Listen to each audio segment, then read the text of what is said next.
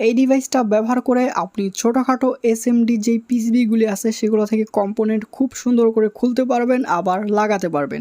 এবং যে এলইডি প্লেটগুলি আছে সেগুলার যে এলইডিগুলি আছে সেগুলো খুব সুন্দর করে আপনি খুলতে পারবেন, লাগাতে পারবেন, চেঞ্জ করতে পারবেন। যেটা নষ্ট হয়েছে সেটা চেঞ্জ করে ঠিক করে ফেলতে পারবেন। আসসালামু আলাইকুম বন্ধুরা, আজকের ভিডিওতে অনেক কাছের একটা জিনিস তৈরি করব, সেটা হলো এই জিনিসটা। এটা দিয়ে বন্ধুরা আপনারা এলইডি রিপেয়ারিং করতে পারবেন। এলইডি প্লেটের এলইডিগুলি খুব সহজে এখানে রেখে খুলতে পারবেন, যেটা ভিডিও শুরুতে দেখলেন। এবং ছোটোখাটো যে এসএমডি সার্কিটগুলি আছে সেগুলো এখানে রেখে কিন্তু কাজ করতে পারবেন। আর এটা মূলত এলইডি রিপেয়ারিংয়ের জন্য বেস্ট হবে, এলইডিগুলি খোলার জন্য, লাগানোর জন্য। তো এটা বানানো খুবই ইজি। আপনারা ভিডিওটা সম্পূর্ণটা দেখুন, আশা করি আপনারা খুব সহজে বানাতে পারবেন। তো দেখতে থাকুন ভিডিওটা, আপনাদের সাথে আছি আমি ফিরোজ ইকবাল, আর আপনারা দেখতেছেন রিয়েল ইলেকট্রনিক্স। চলুন আমাদের আজকের ভিডিওটি শুরু করা যাক।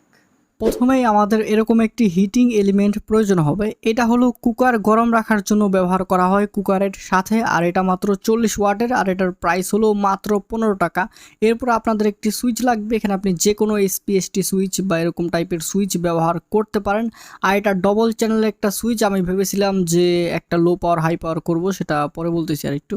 এরপর আমাদের প্রয়োজন হবে একটি 220 ভোল্টের যে কানেক্টর আছে সেটা, আপনি এখানে সরাসরি তারও ব্যবহার করতে পারবেন। এরপর আপনাদের একটি পাইপ বা কিছু একটা নেবেন, যেটার সাহায্যে আমরা কয়েলটাকে উঠিয়ে রাখবো একটু উপরে।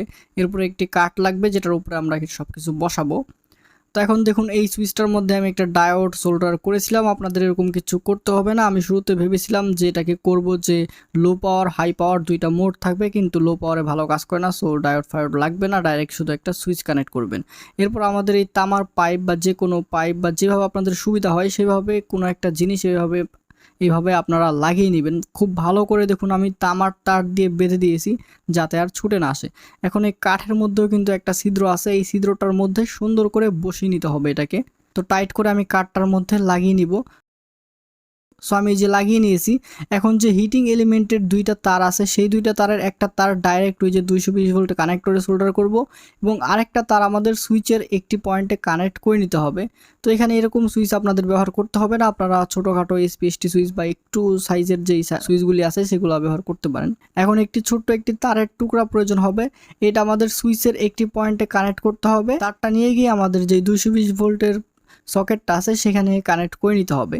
তো আমি যে সোল্ডার করে নিচ্ছি। সো এই যে বন্ধুরা আমাদের সকল কানেকশন কিন্তু কমপ্লিট, একদম ইজি কানেকশন, শুধু মাঝখানে একটি সুইচ কানেক্ট করা হয়েছে, এটুকুই। এখন ভালো করে গ্লুগানের সাহায্যে একদম সবকিছু কাভার করে দিলাম, যাতে এখান থেকে আর ইলেকট্রিক শক খাওয়ার ভয় না থাকে। তো আমি ভালো করে গ্লু দিয়ে দিয়েছিলাম। তো এখন এটাকে 220 ভোল্ট পাওয়ার দিয়ে দিব। তো এই যে আমি 220 ভোল্ট কারেন্টের লাইনে দিয়ে দিলাম। তো এখন এই যে আমি লো পাওয়ারে দিয়েছিলাম, এই যে আমি কিন্তু একটা সিস্টেম রেখেছিলাম যে লো পাওয়ার হাই পাওয়ার। তো আমি এটা লো পাওয়ারে দেওয়ার পরে এটা হিট কম হচ্ছিল, তো ফুল পাওয়ারেই ব্যবহার করতে হবে সরাসরি কারেন্টে দিয়ে। আর এটা কিন্তু বন্ধুরা কারেন্ট মারবে না, অর্থাৎ শক দিবে না। এটা যদি আপনি টাচ লাগে হাত বা এটা স্টিলের, আপনি যখন এলইডি ফিলিডির কাজ করবেন তখন যদি টাচ হয়ে যায় তবুও কিন্তু আপনার ইলেকট্রিক শক লাগবে না। আর এটা যদি শক দিত তাহলে কিন্তু কি হতো যে পুরো কুকারটাই কারেন্ট হয়ে যেত, আপনি সেখানে আর ভাত রান্না করতে পারতেন না। এটা কিন্তু কুকারের কয়েল, সো কখনোই কিন্তু এটা কারেন্ট মারবে না, আর কারেন্ট মারার কথাও না। তাহলে কিন্তু পুরো কুকারটাই ড্যামেজ বা নষ্ট হয়ে যাবে, শক খেয়ে মানুষ উড়ুম দুরুম উইয়া ফিরা যাইবে। তো যাই হোক, এখন একটা এলইডি প্লেট দিলাম, ডিওবি এলইডি। এটার হিট সিঙ্ক কিন্তু অনেকটা বড় হয়, আর এটার সিস্টেমটা পুরোপুরি হিট হতে একটু সময় নেয়। আপনার প্রায় 2 মিনিট বা 2.5 মিনিটের মতো হিট দিতে হবে। তারপর আপনার একটা এলইডি প্লেট বা যেটা এলইডি আপনি খুলতে চান সেটা এটার উপরে বসিয়ে দেবেন, এবং 50 সেকেন্ডের মধ্যে বা 40 সেকেন্ডের মধ্যে ফুললি হিট হয়ে যাবে। আর এখন যেটা দেখতে পাচ্ছেন ডিওবি এলইডি, এটা কিন্তু একটু বড় হিটসিং বা মোটা হিটসিং, সো এটা হিট হতে একটু সময় নেয়। আর একটু সময় নিয়ে কিন্তু এটা গরম হয়ে গেলে পুরোপুরিভাবে সবগুলো এলইডি খুলে আসবে আস্তে আস্তে। আপনার যে এলইডি নষ্ট হয়েছে সেটা জাস্ট খুলে পরিবর্তন করে দিলেই কিন্তু আমাদের পুরো লাইটটাই ভালো হয়ে যাবে। তো এইভাবে কিন্তু আরামসে আপনি এলইডিগুলি রিপেয়ার করতে পারবেন, আর কোনো এলইডি পুড়ে যাবে না বা নষ্ট হয়ে যাবে না।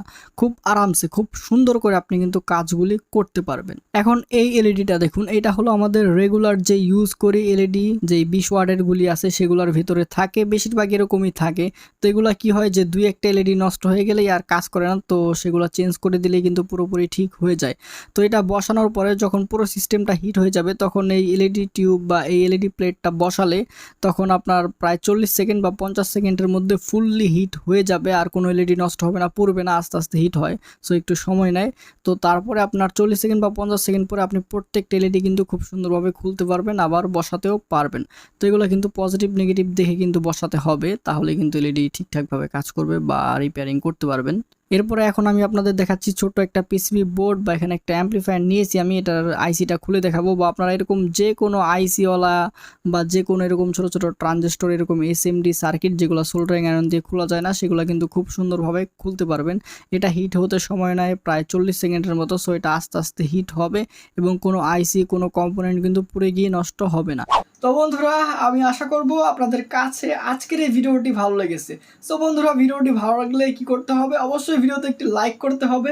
ভিডিও বিষয়ে কোনো কোশ্চেন থাকলে সেটা কমেন্ট করে জানাবেন। ভিডিওটা কেমন লাগলো সেটা অবশ্যই কমেন্ট করে জানাবেন, কারণ আপনাদের কমেন্ট দেখলে মন চায় আরও কয়টা ভিডিও বানাই। তো বন্ধুরা, আজকের জন্য এই পর্যন্তই থাক, নেক্সট ইনশাল্লাহ আরও ভালো কিছু নিয়ে আসবো।